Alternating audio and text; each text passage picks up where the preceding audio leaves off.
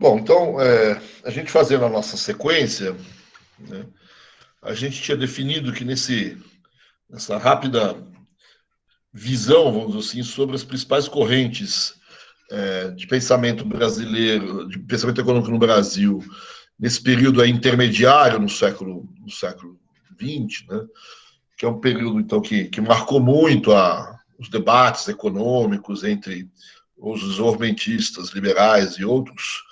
A gente começou a conversar pelos liberais com a aula que eu gravei e deixei para vocês na semana passada. E hoje eu queria dar continuidade a esses liberais, mas escolhendo não um pensamento em geral, mas escolhendo um autor em particular, que é talvez o principal representante desses liberais, ou como a gente definiu na aula passada, neoliberais brasileiros, né, que é o Eugênio Goudin. O Eugênio Goudin, apesar, vamos dizer assim, de ter uma certa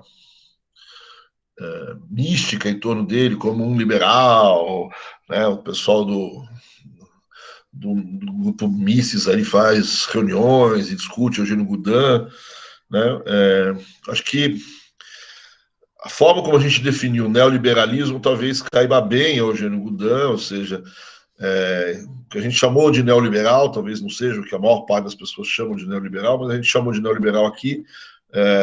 Os liberais, depois, vamos dizer assim, dos anos 40, 50, quando já surgem as chamadas críticas, as chamadas falhas de mercado, né? E esses liberais, então, admitem, vamos dizer assim, a presença do Estado para cobrir essas falhas de mercado, para resolver questões, às vezes até com política econômica, meio keynesianas, assim.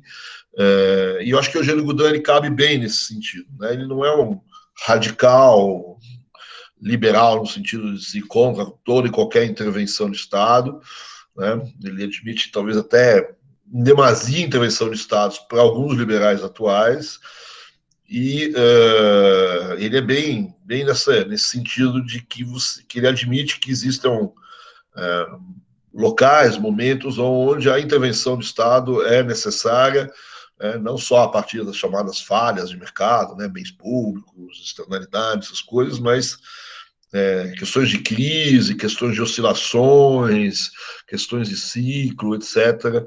Né, há uma certa admissão por parte de Eugênio Goudin da intervenção, né, a ponto aí não devia falar isso ainda mais gravando, né, certo? Quer dizer, uma conversa que a gente teve com o Fábio, né, o Fábio Barbieri, nosso colega, né, ele poria certa dúvida em classificar o Eugênio Goudin como um liberal, especialmente um liberal mais forte. Né? Para ele é um liberal que aceita talvez até muita intervenção estatal também. Então vamos lá, certo? Quer dizer, então, só para. A gente sempre faz uma breve recapitulação um pouco da vida do Eugênio Goudin, mas tem algumas coisas que eu acho que, né, se a gente fosse fazer só, vamos dizer assim, a biografia do Eugênio Goudin, a gente ficaria aqui a noite toda, certo?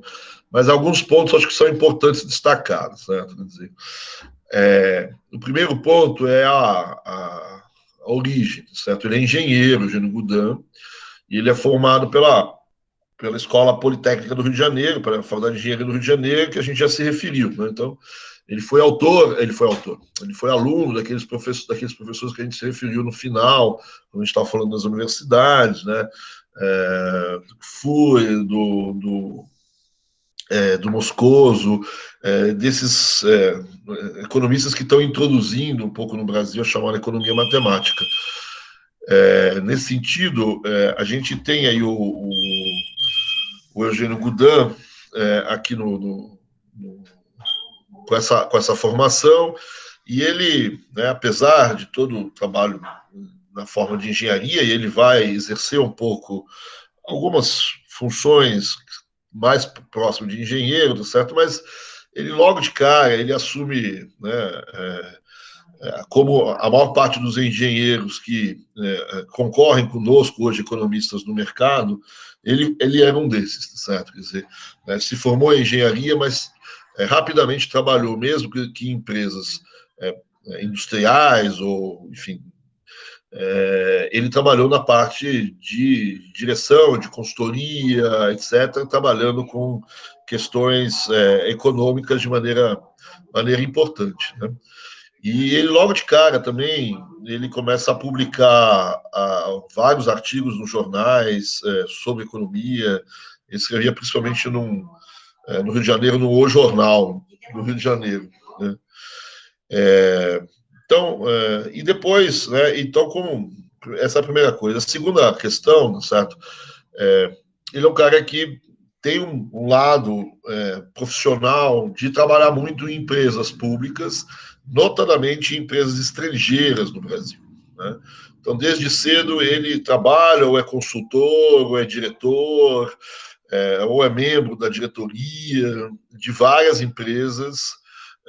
Normalmente são empresas ligadas a atividades do setor, digamos assim, do setor público, né? Telefonia, energia, transportes públicos, né? Ferrovias, etc. Então, ele trabalha na Light, ele trabalha na Western Telegraph, ele trabalha na empresas ferroviárias, etc.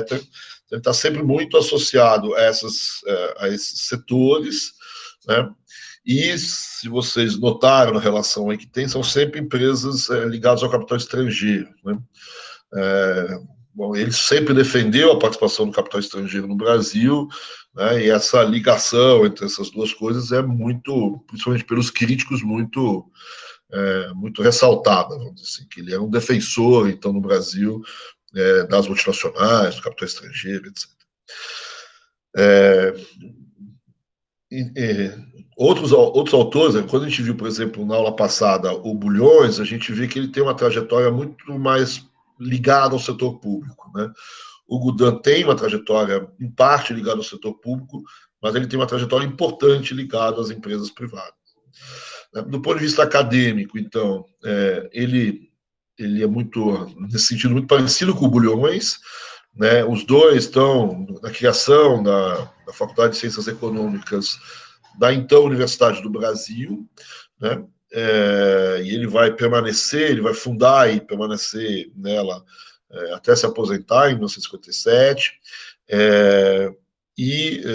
ao mesmo tempo, vai trabalhar na Fundação Getúlio Vargas, né? A Fundação Getúlio Vargas inicia seus trabalhos no final, meados dos anos 40, e ele vai se associar a Getúlio Vargas, e depois sua aposentadoria na Universidade do Brasil, ele se dedica de maneira bem firme à Fundação Getúlio Vargas, à IPGE, ao IBRE, etc. Ele, como fundador, vamos dizer assim, talvez, do primeiro curso de economia mais público, vamos dizer assim, no Brasil, que é a Faculdade de Ciências Econômicas do Rio, da Universidade do Brasil, né, que veio, não é a primeira, né, porque tem a USP antes, mas esse papel que ele teve na organização dessas faculdades iniciais de economia fez com que ele tivesse sido designado pelo ministro da Educação, Capanema, para fazer o projeto de lei dos cursos de economia no Brasil. Ele é o primeiro desses projetos, enfim, tem uma história aí também nessa área de formação, de como montar os cursos de economia, etc. Então, aí tem o outro lado dele, que eu queria destacar aqui também, que é o lado que ele participa, então, das atividades públicas, né? Ele nunca foi um funcionário público, né? Concursado, como o Bulhões foi, como outras pessoas foi, ou o concurso aqui, antes da época do Vargas, é uma coisa mais complicada, né? Mas, enfim, uma pessoa que tem o seu emprego nos funções no público. Ele trabalha bastante junto ao setor público, participando de muitas dessas comissões que a gente já chamou a atenção, né?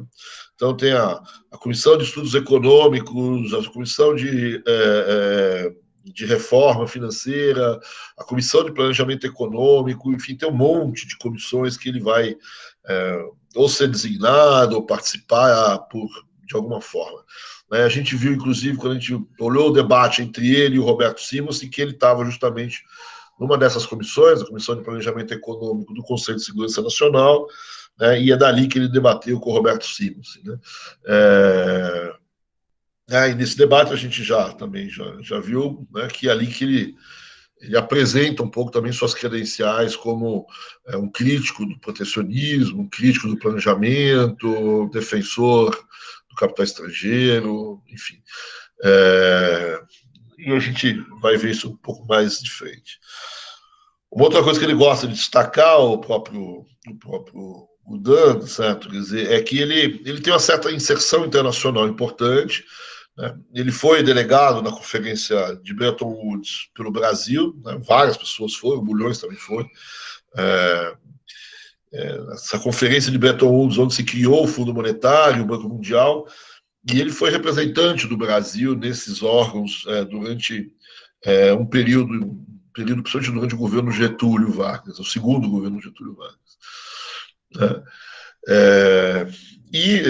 Logo depois, justamente desse governo Getúlio Vargas, né, quando o Getúlio Vargas tem o suicídio do Vargas, né, o vice do Vargas, o Café Filho, ele assume a presidência da República e ele nomeia o Gudan ministro da Fazenda, né? Então ele vai ter, por alguns meses, não é um período muito longo, ele vai ser também ministro da Fazenda. Fora, enfim, depois eu volto um pouco ao Ministério da Fazenda, mas antes disso, certo? Quer dizer, nessas comissões e nesse debate, vamos dizer assim, em torno das questões estatais, também é marcante a posição dele, por exemplo, nas discussões dos anos 50 sobre petróleo, né? Na campanha do petróleo, né, Petróleo Nosso, ele se coloca de maneira bastante contundente contrário, né? Ele defende a participação das empresas multinacionais na exploração do petróleo e se coloca contra a criação da Petrobras, né? E contra o monopólio estatal da exploração de petróleo, né? Ele é uma das principais vozes aí nesse debate, certo? Então, aí como ministro da Fazenda, certo? Ele vai ser, então, nesse período onde eu tenho vários aí governos desenvolvimentistas, né? Ele vai ser o interregno liberal. Aí, assim, a palavra interregno é, inclusive, um título de um capítulo do livro Ordem e Progresso, que se dá ao governo Café Filho. O Café Filho vai ter 2 ministros da Fazenda, o Gudan é um, o Itaquera é outro, e o Gudan assume ali, certo? E vai fazer aquilo que ele sempre defendeu, né? Vai promover uma enorme estabilização.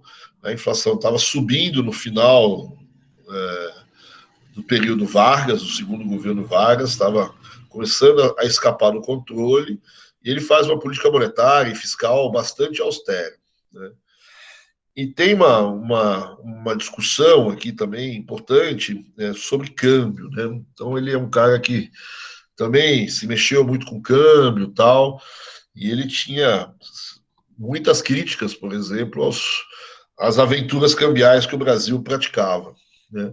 Em particular, o Vargas, em 52, né, ele estabeleceu o chamado câmbio múltiplo no Brasil, onde tinha várias taxas de câmbio, dependia do que você exportava, você tinha uma taxa de câmbio, e principalmente daquilo que você importava, você também tinha uma outra taxa de câmbio. Na verdade, se você fizesse as contas ali, você tinha umas 8, 9 taxas de câmbio, dependendo do produto, se era exportação, se era importação, se era fluxo de capital. Então, você tem uma multiplicidade de câmbios, era uma verdadeira confusão. E ele é absolutamente contra essa história, é um enorme crítico desse sistema, e assume o poder, assume o ministério com a intenção de desfazer isso, né, desfazer esse regime. Só que esse regime cambial, no final das contas, tinha uma coisa que ele teve com qual ele teve dificuldade de manejar, né? Essas vagas taxas de câmbio acabaram permitindo ao governo transformar essas operações cambiais em alguma coisa que desse dinheiro para o governo. No fundo, na média, as taxas de câmbio que o governo usava para comprar dólar eram mais baratas do que as taxas de câmbio que ele usava para vender os dólares, né? Então, quando os exportadores acabavam recebendo pelos dólares que eles traziam, mesmo de forma variada, menos do que os importadores pagavam pelo câmbio para fazer as importações. Então, a operação cambial no meio desse regime de câmbio múltiplo dava grana, né? E isso chegou a representar, segundo os autores, quase que um terço do orçamento do governo Vargas, né? Então, quando o Gudan assume o Ministério da Fazenda, ele falava: vou acabar com esse sistema de câmbio múltiplo, porque é uma confusão cambial, é uma orquestra cambial brasileira, isso não, né, o FMI não gostava, ninguém gostava, né? Mas quando ele se depara com o fato de que isso dava uma grana e ele não tinha como, vamos dizer assim, achar esse dinheiro em outro lugar, e ele também não tinha condições de reduzir os gastos em um terço, já que ele não ia mais contar com esse dinheiro, ele diz, né, ele volta atrás. Ele fala: não, vamos acabar mantendo esse câmbio múltiplo, dado, certo, que ele acaba sendo uma fonte de receita, e se ele acabasse com essa fonte de receita, ele poderia ter problemas orçamentários sérios e comprometer toda a política monetária e fiscal que ele estava levando para frente, né? Então, ele é também muito acusado, inclusive por pessoas do seu próprio lado, de não ter tido a coragem, enfim, de acabar com o câmbio múltiplo, mas, né, ele se defende e fala: olha, eu tive que fazer uma escolha difícil, né, entre manter o câmbio múltiplo e conseguir debelar a inflação, que ele conseguiu de fato fazer, ou acabar com o câmbio múltiplo, mas ter um efeito ruim do ponto de vista monetário e inflacionário, né? E a coisa talvez que ele mais conhecida, certo, do período curto, como eu disse, que ele se manteve no Ministério da Fazenda, é a chamada Instrução 113 da SUMOC, né, que permitia a importação de marcas, equipamentos sem cobertura cambial. E o que foi uma medida que quem usou muito essa medida foi o Juscelino Kubitschek, depois, né, no governo seguinte, já com outros ministros, etc. Né? E é em cima dessa 113, né, que você tem uma boa parte da entrada das multinacionais, ou dos investimentos que as multinacionais fizeram aqui no Brasil, justamente das máquinas, dos equipamentos que essas multinacionais trouxeram para o país, para fazer principalmente a indústria automobilística e alguns outros setores que foram desenvolvidos ali no plano de metas, em cima dessa instrução 113. Né? Então, aqui mais uma ligação entre ele e o capital estrangeiro. Né? Então, esse é o momento onde ele está no Ministério da Fazenda, né? Depois disso, ele sai um pouco da esfera, vamos dizer assim, governamental, ele vai apoiar o golpe contra o Goulart, tá certo? Quer dizer, o golpe de 64, e vai aí principalmente se dedicar à GV, aos trabalhos, mas vai ser um cara que vai estar muito presente na imprensa, nos debates, etc., apesar de já não estar mais tanto em comissões e nesses ambientes. Né? Em termos acadêmicos, certo? Ele escreveu, talvez o principal livro dele são os Princípios de Economia Monetária, né, que foram publicados originalmente em 1943, né, bastante cedo. Depois ele refaz os textos, né, mas ele tem vários outros textos, vários outros livros, certo? Quer dizer, o próprio texto dele que ele escreveu contra o Simonsen virou também um livro, né? Tem a RBE, tem vários artigos dele, inclusive sobre economia internacional, né? Como ele é representante do Brasil no Fundo Monetário, ele tinha uma participação grande, vamos dizer assim, nas discussões internacionais, de certa maneira, principalmente câmbio, essas coisas, é uma coisa que ele mexia bastante. Além, vamos dizer assim, das discussões efetivamente brasileiras, ele é um cara que tem muito contato no exterior, né? Ele chega a ser membro da Associação Internacional de Economia, de economistas, alguma coisa parecida com isso, né? E ele tem, então, muito contato no exterior, né? principalmente com o mundo mais liberal, obviamente, mas ele introduziu Keynes no Brasil. Né? Talvez muita gente diria que ele é um keynesiano liberal, vamos dizer assim, se pode dizer isso, ou um liberal keynesiano, sei lá. Algumas pessoas dizem que ele não é tão liberal, não chega a ser um austríaco, tá certo? Tem essa parte da intervenção que a gente vai ver é bastante forte, por isso que eles usam essa ideia. Né? E ele traz muito desses conhecidos dele, esses amigos dele, para o Brasil, para fazer vários debates, inclusive com ele mesmo, ou com outras pessoas. Né? Então, você tem duas pessoas muito fortes nessa parte de câmbio, comércio internacional, que vieram pelas mãos dele no Brasil. Um é o Jacob Weiner, outro é o Harbeler. Né? Acho que vocês não têm mais acesso a essas pessoas, mas eram, vamos dizer assim, pessoas importantes na época, tanto academicamente como nessas discussões de comércio internacional. Né? São teóricos do comércio internacional, têm livros sobre isso, e defendem, então, a abertura comercial, o livre mercado e a ideia de divisão um pouco do mundo entre a partir das teorias do Ricardo e Heckscher-Ohlin, certo? Quer dizer, né, a ideia de que os países têm que se especializar naquilo que eles são mais produtivos, ou que tem fatores de produção que assim faz isso.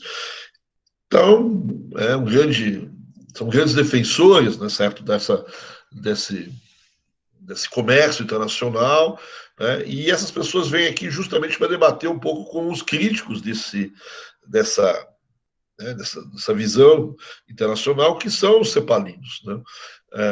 Então, muitas vezes o Weiner, ou o Haberler, ou outras pessoas vinham ao Brasil, faziam uma série de palestras, eu disse, uma parte dessas palestras, inclusive, estão publicadas na Revista Brasileira de Economia,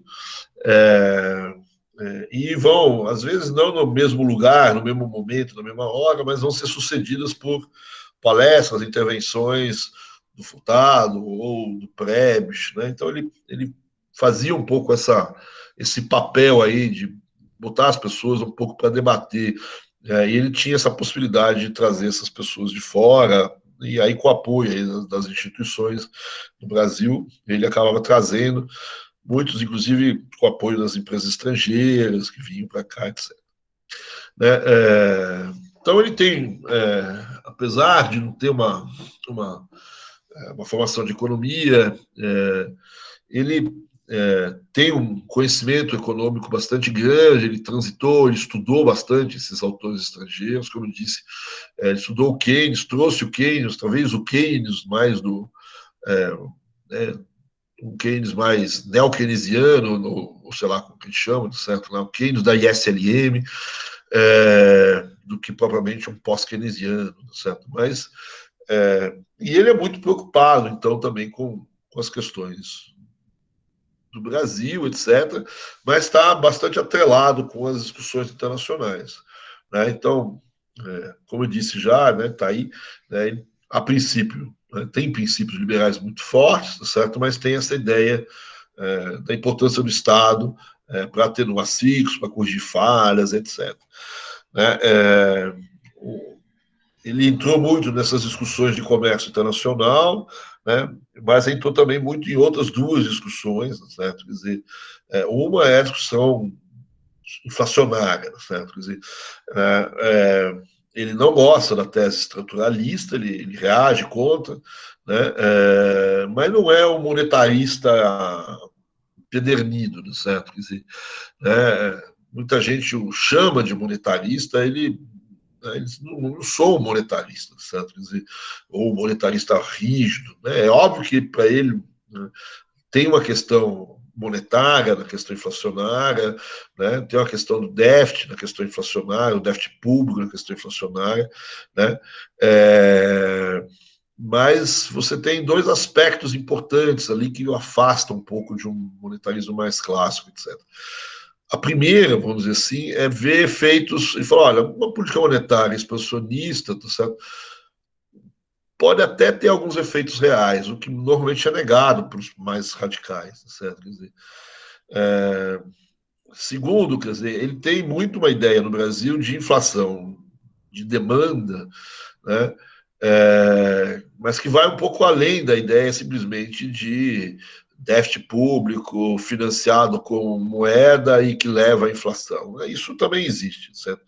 Mas para ele você tem uma questão da inflação no Brasil, é que o Brasil vive numa situação de pleno emprego, e aí sim o governo erroneamente estimula uma economia numa situação já de pleno emprego que aumenta tende a aumentar os preços e não aumentar o crescimento econômico, já que a gente está no limite da capacidade produtiva. E em certos lugares, eles também chegam a ressaltar uma ideia de uma inflação a partir de custos do salário, né? Eu falo, você tem, justamente, de novo, por você estar em situações de emprego, de pleno emprego, né, as pressões no mercado de trabalho fazem os salários se elevarem, isso são custos que geram inflação no Brasil. Então, não é um receituário monetarista clássico, certo? E, aliás, bem longe disso, né? Então, você tem uma inflação mais à la Keynes, certo?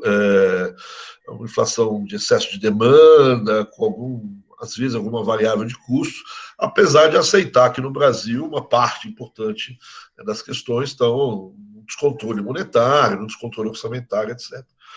Né? Então, esse é um debate onde ele entra de maneira relativamente importante. Né? Além do debate, então, sobre livre-cambismo, essas coisas, né? Sobre comércio internacional, essas coisas. Em relação à industrialização, essas coisas, certo? Ele não chega a ser um cara que defende a chamada vocação agrária brasileira, certo? Quer dizer, e ele talvez admita a industrialização, talvez menos do que o Bulhões que a gente viu na aula passada. Né? Então ele não gosta muito da ideia de industrialização no Brasil, porque, na verdade, ela traz consigo a ideia de intervenção do Estado, e essa intervenção do Estado normalmente é feita sempre de maneira desequilibrada monetária e financeiramente.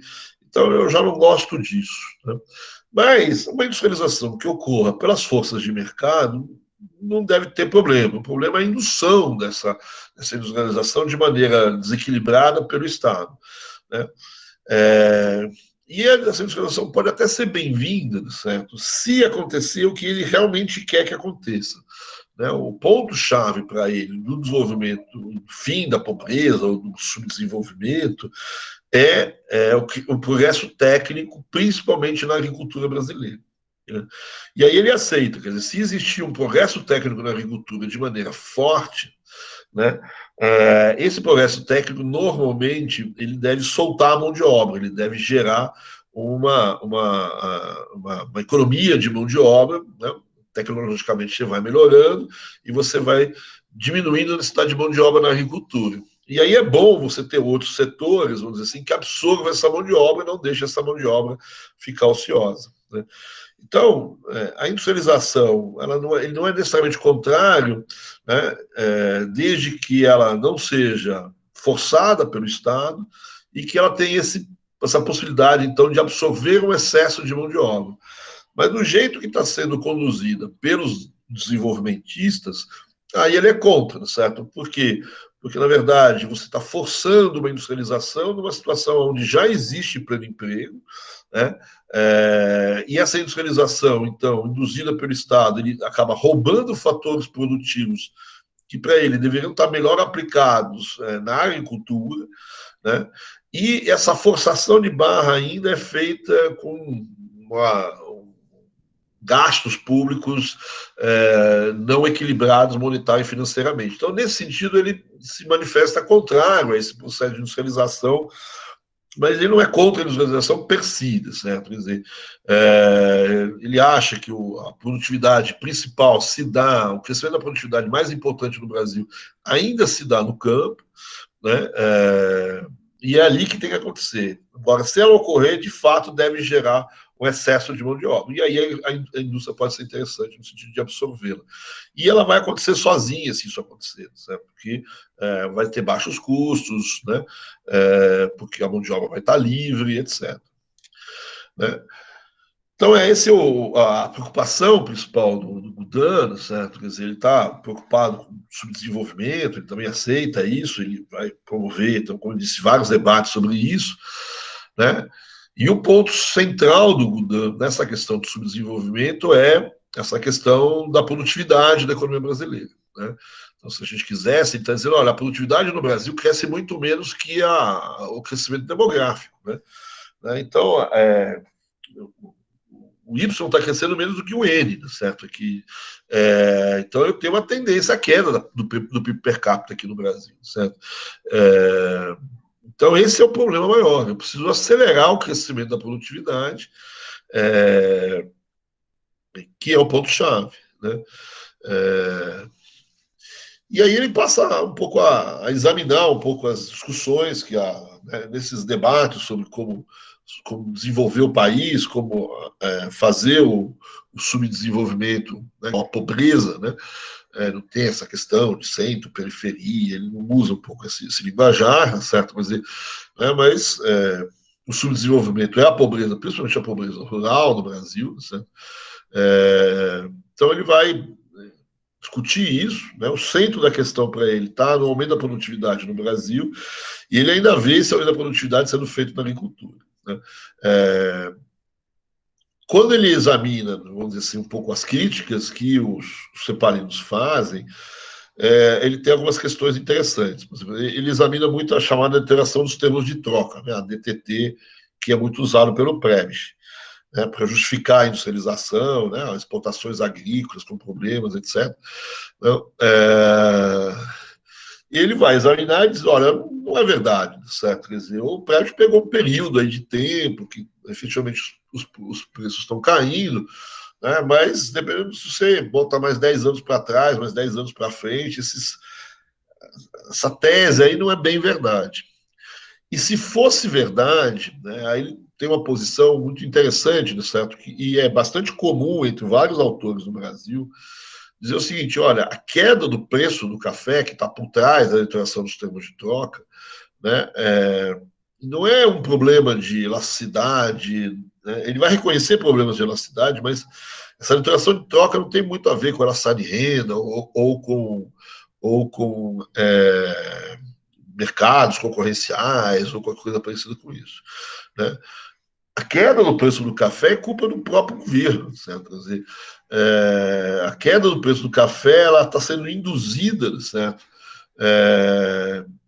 Pela desvalorização de câmbio, né? E essa desvalorização de câmbio ocorre por conta da inflação. Então, a sequência lógica para ele é: o Brasil tem inflação, essa inflação leva a uma desvalorização cambial, e essa desvalorização cambial é que reduz o preço do café, né? Porque reduz os custos de produção do café em termos de moeda estrangeira, né? E o que permite a queda do preço. Então, isso, o Baixa também aceita esse tipo de tese, que é um futuralista, ele também vê essa ligação. Marcelo de Paiva Abreu também vê um pouco essa ligação entre desvalorização e preço do café. Muita gente vê o inverso, né? Nessa relação entre os dois, né? Normalmente em história, em FEB, a gente dá o contrário, né? Mas muita gente tem essa ideia, certo? Que a queda dos preços do café no mercado internacional, além de um excesso de oferta que pode ter, mais do que problemas com a demanda, também, como dizem os estruturalistas, ele tem um problema ligado, então, para o Gudan à desvalorização cambial. E a desvalorização cambial não é um problema de valores pagamentos, mas é um problema da inflação, certo? E esse é o drama, né? Então, a desvalorização de câmbio é que acentua a queda dos termos de troca, né? E a desvalorização de câmbio, a culpa é da inflação. Então, a solução dos termos de troca no Brasil, certo, é simplesmente acabar com a inflação, né?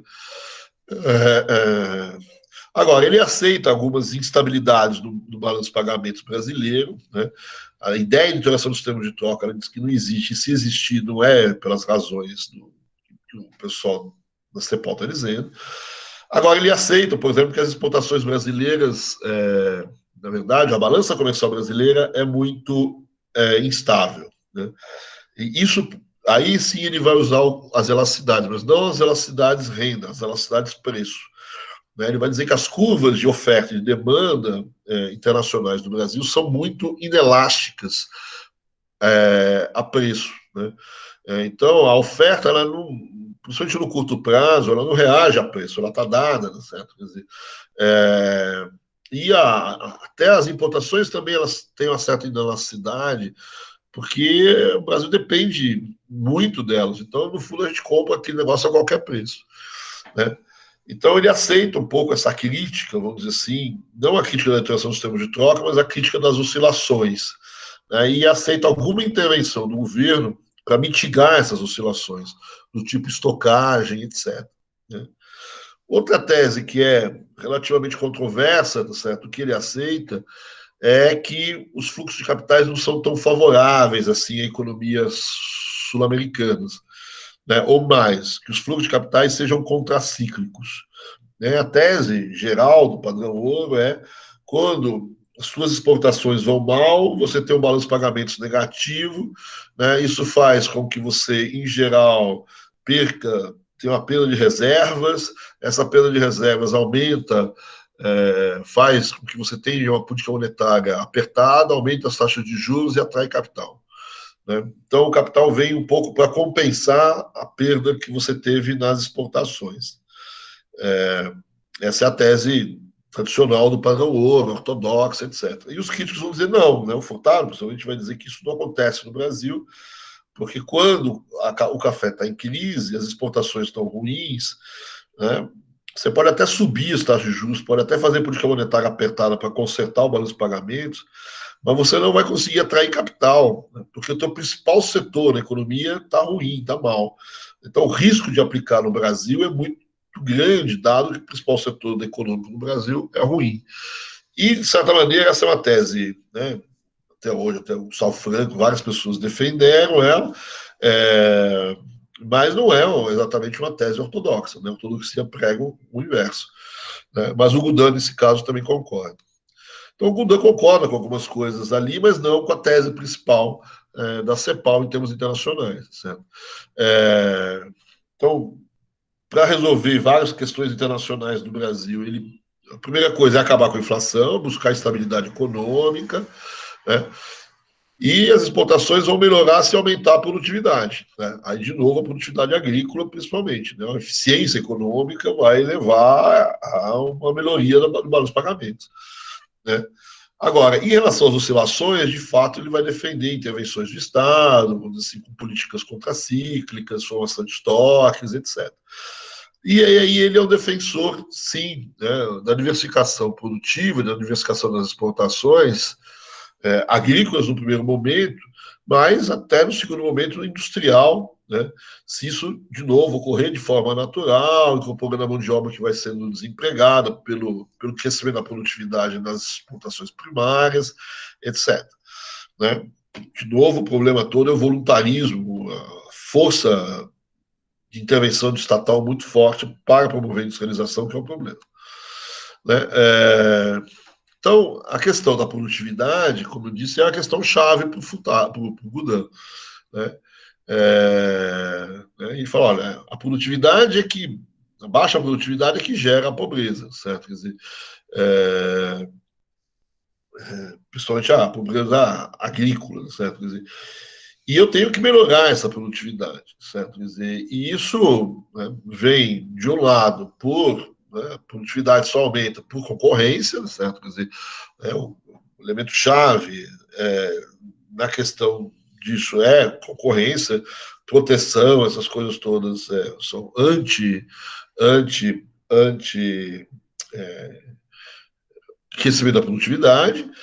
E então você faz proteção, você faz a industrialização, né? A industrialização é pior ainda, sabe? Porque normalmente as suas medidas são contra a agricultura, elas vão tirar a mão de obra da agricultura, elas vão ter políticas desfavoráveis ao setor agrícola, etc. Então eu tenho que ter medidas, né, de um lado, que promovam o mercado, que promovam a competitividade no mercado, e se eu tiver políticas econômicas que sejam, então, favoráveis ao aumento da produtividade agrícola. né? E aí ele admite de novo alguma ação estatal, principalmente numa questão que ele julga importante na agricultura brasileira, que é a questão da mão de obra, que é uma coisa histórica, né? Já em Monteiro Lobato, lá atrás, se falava muito da mão de obra no campo, da baixa qualidade, da baixa qualificação técnica da mão de obra brasileira, né? No campo. Então, aí tem questões de educação, de extensão rural, de assistência técnica, que para eles são importantes justamente para melhorar essa produtividade agrícola, né? É, a questão da inflação e do controle monetário também é uma questão fundamental nessas horas, né? Né? E a ideia, vamos dizer assim, de uma maneira geral, tá certo, também de um sistema financeiro que possa financiar investimentos agrícolas, investimentos industriais também, tá certo, mas investimentos de uma maneira geral, né? Então, a reestruturação, a melhoria da produtividade do campo passa, de um lado, tá certo, por uma melhoria do capital humano, segundo, por uma ampliação do capital na própria agricultura, né? E essas coisas passam, em parte, por alguma assistência governamental, principalmente na parte de capital humano, e no mercado financeiro, no mercado de capitais, enfim, no mercado que gera e capta poupança, vamos dizer assim, bem mais estabelecido e bem mais moderno. Então, ele reconhece que no Brasil, uma falha grande, certo? É a falha da não existência de um sistema financeiro mais estruturado, né? Então, e esse sistema financeiro mais estruturado não existe porque não tem inflação, porque eu tenho inflação, né? Então, eu tenho que acabar com a inflação para resolver problemas de câmbio, para resolver problemas de estruturação do sistema financeiro, etc. Enquanto eu não tenho esse sistema financeiro mais bem desenvolvido, certo? Ele vai defender o acesso a recursos externos, à poupança externa, né, que é um elemento chave dele.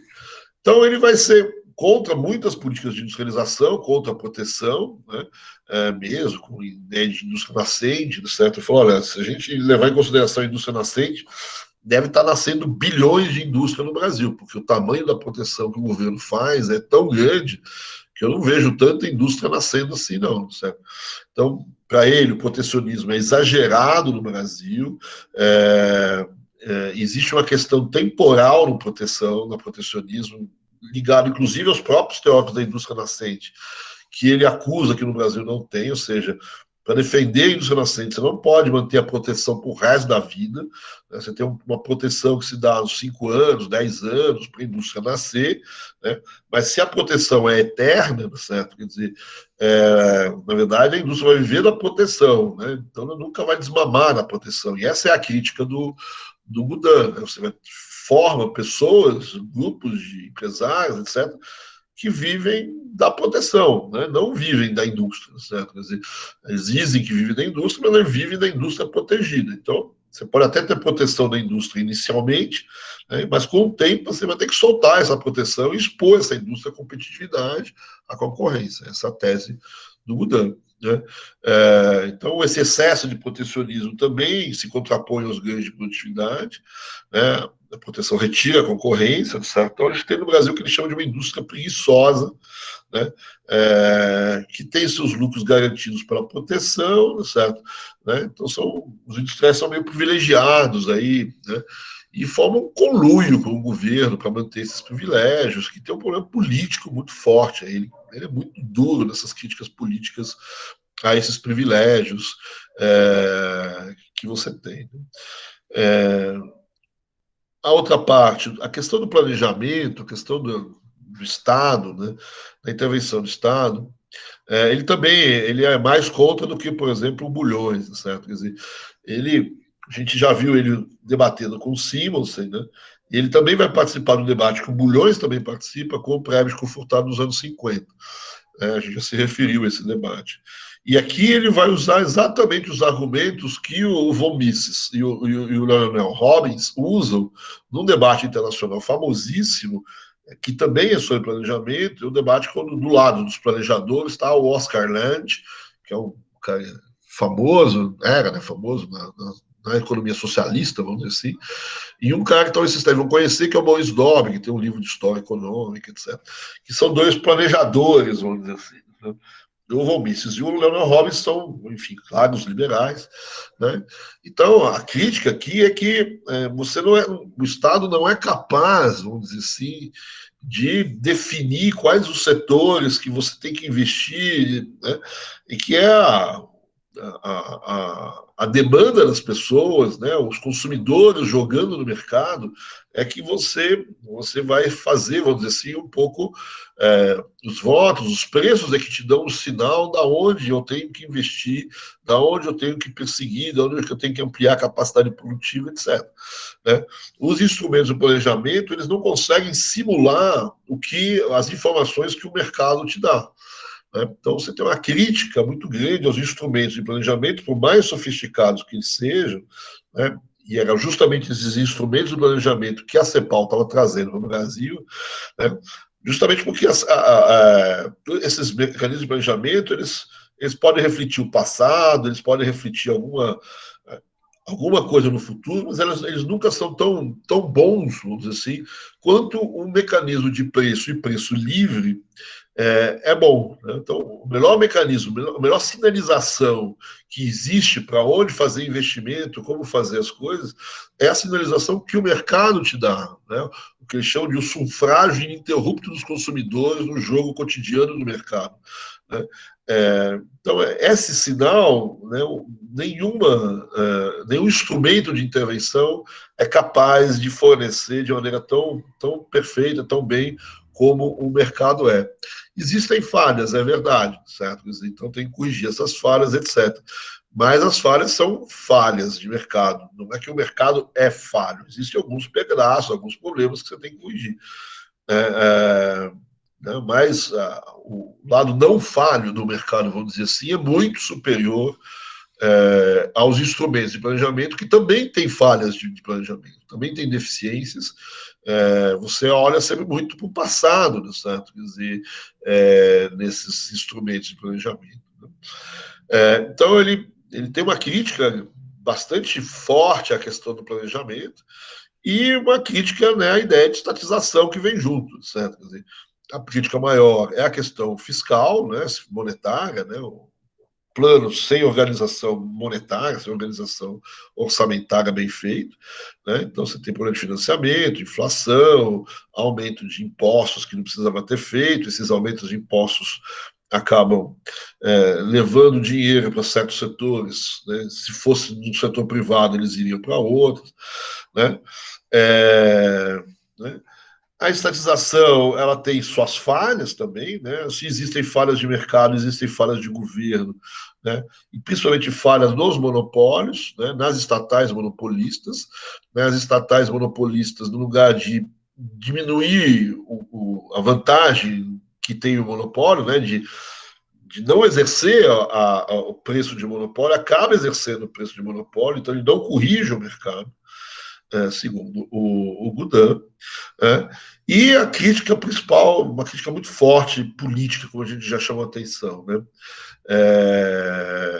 Ele faz uma semelhança, os planejadores normalmente são as ditaduras, né? Ele tem vários exemplos disso, né? O planejamento na época do nazismo, o planejamento no comunismo, são normalmente identificados com a ditadura, né? E a ideia de que, né, como a gente já disse, com a questão da proteção, né, essas estatizações elas levam então a certos setores a serem privilegiados, e esses setores privilegiados querem manter o privilégio, acabam tendo ações, uma politicagem de baixo valor, vamos dizer assim, nessa história, o que leva de novo a ineficiências, etc. Então, ele vê muita ineficiência na estatização, ele vê a criação de mais falhas de governo do que falhas de mercado que justifiquem a sua própria estatização. Enfim, então, de volta aí um pouco à parte mais propositiva, né, a questão dos investimentos, etc. Né? Então, para ter investimentos, né, para ele é chave, vamos dizer assim, a montagem de um sistema financeiro, como a gente já disse, ele só imagina o sistema financeiro no Brasil se a inflação tivesse sido resolvida, né? A gente conversou isso na aula passada, o Bulhões concorda, vamos dizer assim, com isso, mas fala, olha, se eu ficar esperando a inflação acabar no Brasil, eu vou esperar sentado, certo?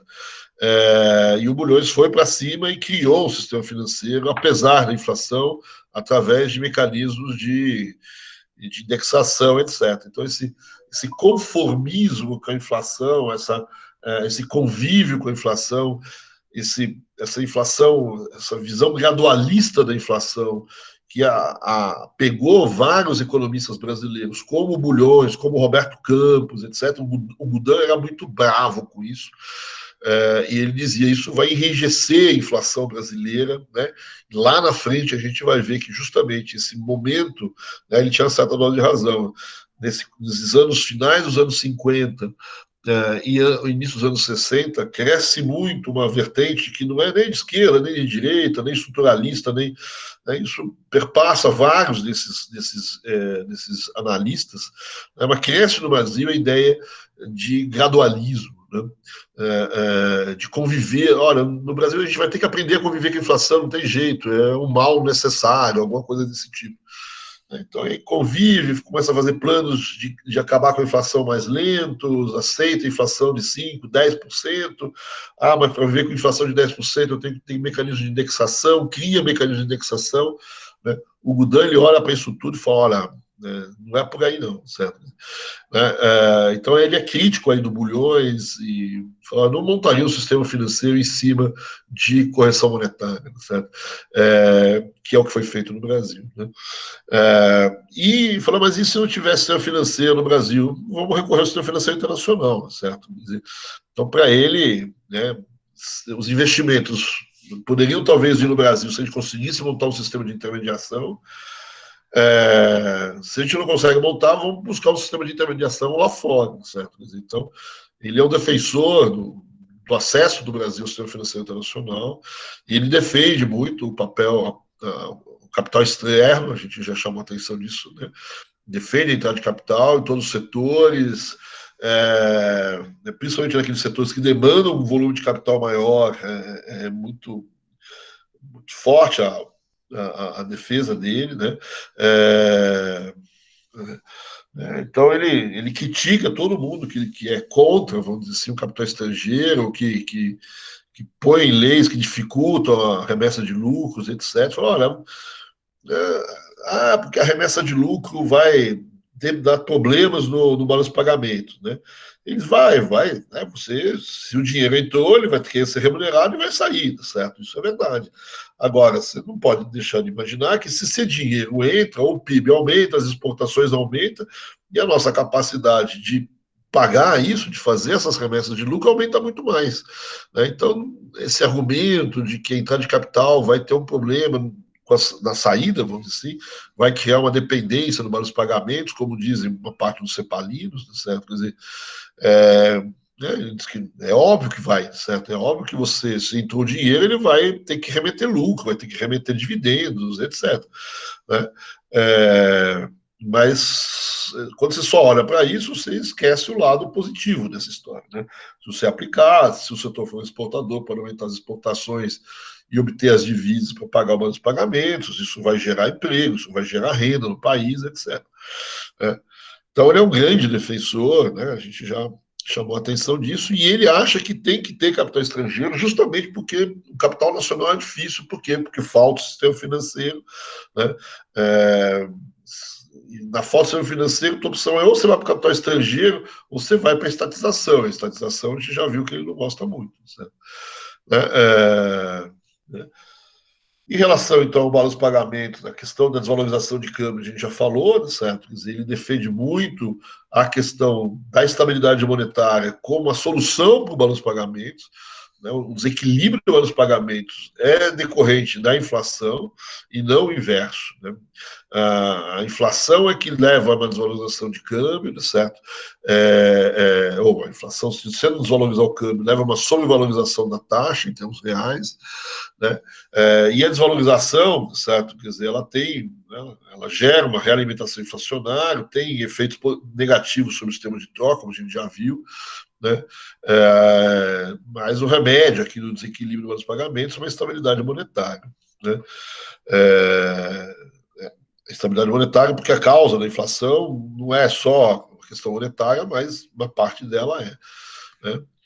Ele, então, também é crítico a ideia de inflação estruturalista, aquela ideia de falta de oferta de produtos, principalmente agrícolas. Ele falou, olha, o problema não é a oferta de produtos agrícolas, o problema é a produtividade, a gente precisa aumentar a produtividade dessa agricultura, etc. Mas, né, forma de combater a inflação estruturalista que ele gosta menos, certo? Quer dizer, essa coisa de você estabilizar os preços, desculpa, congelar os preços ou intervir no mecanismo de preços, né, para controlar a inflação estruturalista, certo? Ela não resolve, mas ela causa mais problema ainda, certo? Quer dizer, né? Então, o que ele está dizendo é o seguinte, certo? Quer dizer, a inflação estruturalista, alguns estruturalistas acham que para combater essa inflação estruturalista é preciso aumentar a oferta do bem, né, que está faltando, por isso que o preço está alto. Né? E enquanto não aumenta a oferta do bem, certo, eu tenho que, de alguma maneira, intervir no preço. Eu tenho que segurar aquele preço, né, eu tenho que fazer uma intervenção no preço. Né? Eu tenho que ir lá congelar a empresa de energia, eu tenho que segurar o preço da carne, enfim, eu tenho que, de alguma maneira, combater esse aumento do preço enquanto a oferta não se ajusta. Né? O que o Gudan disse, fala, mas enquanto você faz isso, se você vai lá e segura o preço, certo? Quer dizer, a lucratividade daquele setor vai ser baixa, sabe? Quem vai investir nele e como é que isso vai aumentar a oferta? Né? Então, se você segura os preços, você pode estar gerando uma má alocação de investimentos, né? O que vai inibir o desenvolvimento, o que vai inibir a própria resolução do problema, segundo os próprios estruturalistas. Então, ele também conta principalmente a forma como os estruturalistas veem um pouco esse combate à inflação. Na verdade, ele exagera um pouco, dizendo que todos os estruturalistas querem controlar preços. Né? É verdade, tem vários que querem mesmo, certo? Quer dizer, mas né, não são todos, certo? Mas, de fato, certo? Ele falou, o controle de preços não resolve o problema. Certo? Quer dizer, mesmo pensando estruturalisticamente, certo? Quer dizer, se controlar o preço, né, ninguém vai acabar investindo nesse setor porque o preço está controlado. Certo? Quer dizer, e o problema da falta de oferta vai continuar existindo. Né? Essa é a alegação do Gudan. Por fim, para a gente terminar aqui, certo? O Gudan nunca foi um cara que falou muito de distribuição de renda, certo? Quer dizer, você não vê ele defendendo, talvez você não vê ele criticando, certo? Mas ele, com certeza, não defendeu a reforma agrária, outras políticas de redistribuição de propriedade, etc. E ele nunca disse, quer dizer, que o problema da agricultura brasileira, da falta de produtividade, se resolveria com reforma agrária. Uma coisa que, por exemplo, o Prebisch achava, certo? Quer dizer, né, que a reforma agrária aumentaria a produtividade agrícola no Brasil, ou na América Latina. Para ele, isso não é. O problema da produtividade agrícola não tem a ver com a estrutura da propriedade, o tamanho da propriedade. Né? O problema da produtividade agrícola tem a ver com tecnologia e capital humano. Né? Então, é um problema de formação das pessoas que trabalham no campo, né? De falta de uma melhor formação e de uma assistência técnica ou de uma extensão rural, de um lado. Né? Tem um antigo debate no Brasil também sobre a saúde do trabalhador no campo. Né? Isso também vem lá do Monteiro Lobato. Certo? Também tem uma ideia de que precisaria melhorar as condições de saúde do campo, do homem no campo. Né? A ideia de combater doenças de Chagas, de combater essas coisas que nessa época eram mais importantes mesmo. Certo? Então, e aí ele vê papel do Estado. Aí ele vê que isso é um papel importante, inclusive para a melhoria da renda dos trabalhadores agrícolas, certo? Resolver problemas de capacidade de trabalho, né, tanto pelo lado da saúde como pelo lado da educação. né? E esse aumento da produtividade dos trabalhadores também viria com o aumento do capital, né? Precisa de crédito, precisa de tecnologia, etc., né? Atacando esses problemas, então, o agrícola aumentaria a sua produtividade e a pobreza, de certa maneira, desapareceria, certo? Quer dizer, essa é um pouco a tese mais distributiva dele, certo? Quer dizer, né? E em relação a outros aspectos da distribuição de renda, certo? Ele é muito crítico, vamos dizer assim, de políticas salariais, etc. E quando essas políticas salariais fazem o salário se diferenciar muito dos dados de produtividade do trabalho. Né? Para ele, a remuneração justa é a remuneração que decorre da produtividade marginal. A remuneração do capital é a produtividade marginal do capital, e a remuneração do trabalho é a produtividade marginal do trabalho. Né? Quando eu tenho situações onde isso não acontece, né, aí eu tenho a melhor forma de redistribuir a renda é fazer isso acontecer. Né? Então, é uma intervenção, a melhor distribuição de renda que existe é a distribuição de renda que sai do mercado, né? E quando, né, as remunerações são de acordo com as produtividades marginais. Essa é a distribuição de renda justa, né, para o Gudan, né? E enfim, para muita gente. Né? A apropriação de benefícios que advém de algum fator que faz com que a produtividade, a remuneração do capital, do trabalho, seja diferente da produtividade por exemplo, pelos sindicatos, por políticas públicas que dão uma remuneração do capital maior por proteção, etc., essas têm que ser eliminadas, certo? Essa é uma apropriação privada de recursos que não deveria existir, né? Uma apropriação privada de renda que não deveria existir, né? Que vem por conta desses benefícios, dessas intervenções monopolísticas de um sindicato, né? De uma intervenção não devida por parte de um governo que dá, vamos dizer assim, uma proteção a certos setores, etc. Isso mais do que desequilibrar a distribuição, fazer uma distribuição de renda não justa, já é também uma situação de não eficiência, certo? O que para ele é um problema grave, certo? Quer dizer, então, é um pouco sobre salário, é um pouco isso que ele está pensando, certo? Quer dizer, por fim, certo? Duas últimas questões. Então, eu acho que muitas vezes no Brasil você tem um problema, né? Isso afasta ele um pouco de algumas visões de inflação, né? E põe ele muita gente critica ele, né? Então, ele vê em alguns momentos da economia brasileira os salários crescendo em demasia. Né? Por quê? Porque, no fundo, o governo está forçando um crescimento econômico numa situação de pleno emprego e os salários reais acabam aumentando. Né? E aumentando fora, então, também da produtividade marginal. Então, isso está por trás também de alguns processos inflacionários. Então, ele critica muito esse tipo de pressão que o governo acaba exercendo e que, naturalmente, quando ele força o processo de industrialização. Né? Agora, por fim, só para chamar a atenção, talvez depois, quando a gente for falar do Delfim Neto mais para frente, a gente vai falar disso, né? Muita gente também acusa o Gudan da teoria do bolo, né? Dizendo que a gente, para aumentar, para diminuir a pobreza no Brasil, precisa primeiro aumentar o bolo para depois distribuir o melhor. E para aumentar o bolo, é melhor concentrar a renda no início, né?